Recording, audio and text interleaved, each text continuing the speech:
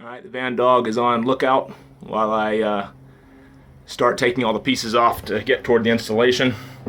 Here's where we're at right now, starting at the tongue, working my way backward. That's looking up toward the nose right there.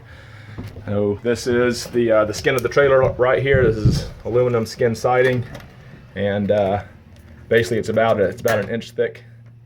So that's the amount of distance I have to work with in terms of doing the actual insulation. And some of these parts toward the angle, these are C-shaped right here, but the main frame itself, like this piece, is 1 inch welded all the way around. All right, so the insulation is going to have to fit in between there. The way the walls are constructed, this is the plywood that would come stock on any trailer right here, what I had put over it. I said before plastic covering, it's actually called white Luan. So Luan, here's what I've got up here on the ceiling. Those of you aren't familiar with it, you can get it in your box store.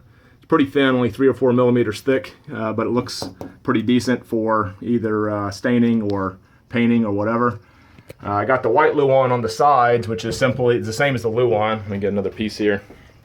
Here's one I already took down. So you can see it's just the exact same board on the other side, and they put a coat, some sort of sheeting that goes over the top and adheres to it. So it gives an easier way to apply stuff to, which is why I put it on the walls. Then taking everything apart, it was a little dicey at first, obviously. With any trim parts, just like inside your house, there's a lot of brad nails and so forth. It's very easy to break, but just taking off one piece at a time. It's been pretty anal retentive here about labeling all of these pieces of trim, which is the pile has gotten higher. I'm glad I have, so I have some chance of getting it back on without screwing it up too bad. And then as far as whether or not I need this plywood, I thought when I got the white Luan siding, it actually wasn't going to come with the stock plywood. It did. The only reason why that's an issue is because I'm concerned about the weight overall. So there's a weight budget going on here, particularly toward the tongue. And so I might not be putting that plywood back in. But that's what we have to work with. And we'll pause there for now. All right, so here we are at the end of the day. Everything has been taken out of here. The Luan has come off, the white Luan and the bare Luan on the ceiling. That's all off. The plywood is all off.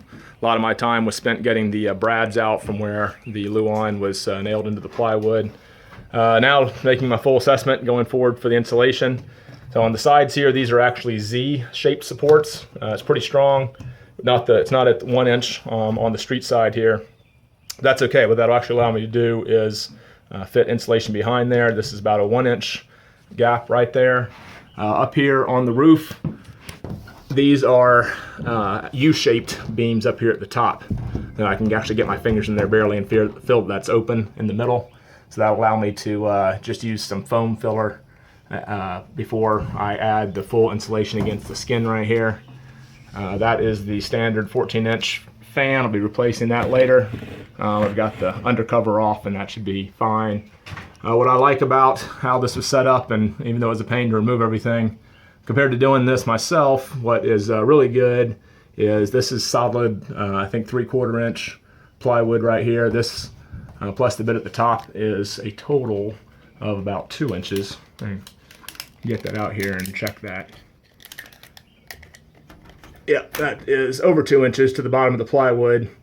So in addition to whatever I put about 1.5 inches above the plywood, I can actually do some additional foam panels. It'll come down here to where the ceiling for the Luan goes back on. So that'll be pretty significant. It is interesting to trace the wires around the way it works in this trailer. Obviously the cords come in at the front from the 7-pin connector. They run down this wall. Most everything runs up this back panel right here. And when you take the walls off, everything drips down, but that's kind of to be expected because when they put it all up, it was all tucked up in there in the top seam. And I'll be figuring all this out as I go. It's a little dark right here, but it seems like there's a lot of extra stuff, but then when you go track all the extra lights I put in, extra running lights on top, then that all kind of makes sense. So that's where we're at. These were the only implements that I needed. Needed these things to get the all the stripping off. Use this to remove about 1 million brads. And in addition to the Phillips head, this one came, a lot of the paneling was on there with a square head.